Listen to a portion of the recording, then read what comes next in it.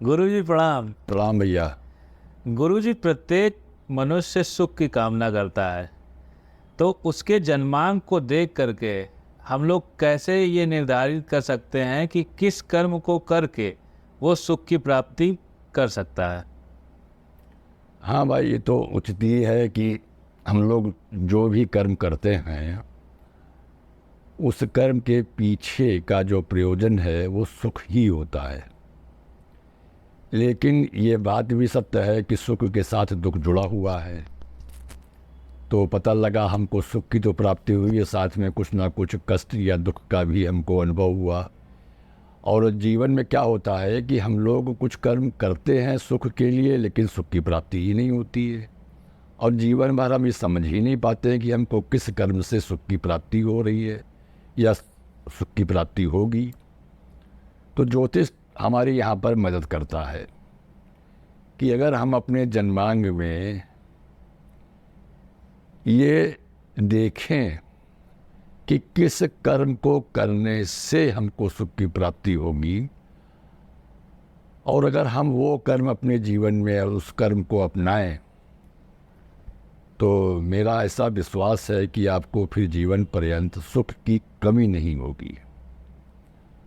और अगर सुख के आगे भी बढ़ना चाहते हैं, आनंद की ओर, तो उसकी भी प्राप्ति आपको अपने जीवन में हो सकती है। अब इसी क्रम में जैसा कि हम सब लोग जानते हैं कि जन्म मांग में जो चतुर्थ भाव होता है वो आपका सुख का भाव होता है, और चतुर्थ भाव का जो स्वामी होता है वो सुखेश कहलाता है, मतलब वो सुख का ईश है।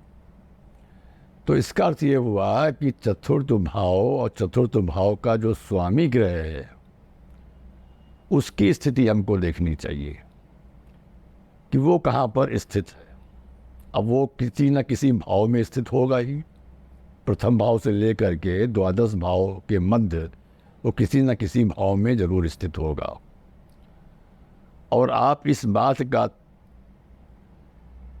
देखिएगा कि आपका चतुर्थ भाव किस राशि और किस भाव में स्थित है सुखेश। तदनुसार उस भाव से संबंधित जो विषय होंगे उन विषय से आपको सुख की प्राप्ति होगी। अब उसको हम एक उदाहरण के द्वारा समझने का प्रयास करते हैं कि माना आपका सुखेश, सुखेश का अर्थ यहाँ पर है चतुर्थ भाव का स्वामी ग्रह प्रथम भाव में स्थित है। तो इसका अर्थ ये हुआ कि जब आपकी प्रशंसा की जाए तब आपको सुख की प्राप्ति होती है। स्वयं की प्रशंसा से ही सुख की प्राप्ति होती है। अब अगर मान लीजिए किसी का सुखेश द्वितीय भाव में स्थित है, तो इसका अर्थ ये हुआ कि आपको अपने परिवार में, अपने कुटुंब में के साथ जब आप रहते हैं तब आपको सुख की प्राप्ति होती है। और चूंकि ये आपका बैंक बैलेंस का भी भाव होता है, तो जब आप अपना बैंक बैलेंस बढ़ता हुआ देखते हैं तो तब भी आपको इससे सुख की प्राप्ति होती है। अब इसी क्रम में अगर हम तृतीय भाव का संज्ञान लेते हुए देखें कि सुखेश अगर तृतीय भाव में स्थित है, तो तृतीय भाव हमारी क्या है, शॉर्ट जर्नीज़ का है कि आपको यात्रा करने में बड़ा सुख मिलता है, आपको अपनी भाई बहनों के साथ रहने में सुख की प्राप्ति होती है। कोई अगर आप साहसिक कार्य करते हैं अपने जीवन में तब आपको बहुत ही आनंद या सुख की प्राप्ति होती है। कहने का अर्थ ये है कि जिस भाव में सुखेश स्थित हो उस भाव के जो भी विषय हैं उन विषयों से संबंधित कार्य करने से आपको सुख की प्राप्ति होती होगी।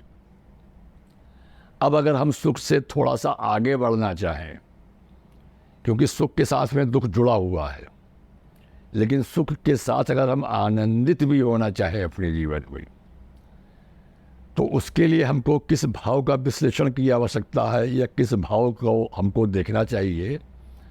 तो जैसा कि हम लोग जानते हैं कि जो नवम भाव होता है वो किसी भी जन्मांग का भाग्य भाव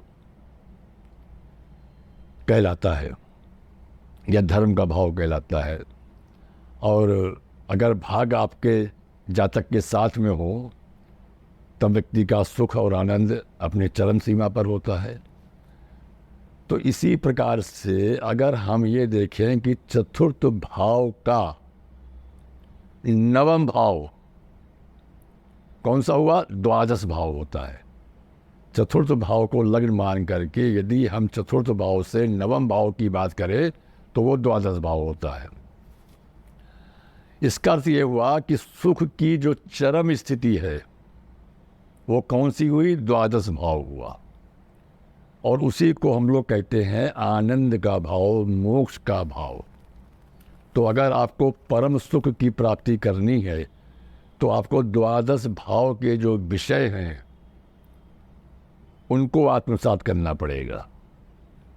और द्वादश भाव के विषय क्या है, व्यय, एक्सपेंडिचर। मतलब आपको ईश्वर के द्वारा, समाज के द्वारा जो भी प्राप्ति हुई है उसको अपने इस जीवन काल में पुनः समाज को वापस करते हुए परम गति को प्राप्त करना चाहिए।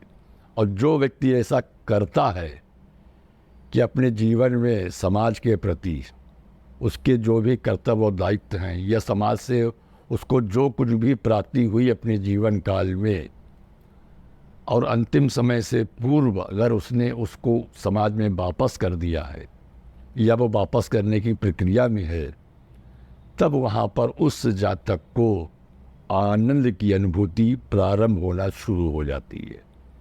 तो यदि सुख के अतिरिक्त उच्चतम अवस्था तक पहुँचना है तो हमको अपने द्वादश भाव के विषयों को आत्मसात करना पड़ेगा, तभी हमको वास्तविक सुख की प्राप्ति होगी। अन्यथा सुख के साथ तो दुख हमेशा से जुड़ा हुआ है। और संक्षेप में अगर किसी भी जातक का सुख देखना है तो सुखेश की भाव और राशि स्थिति देख लीजिए, उसका वास्तव में सुख वहीं पर आपको मिल जाएगा। धन्यवाद।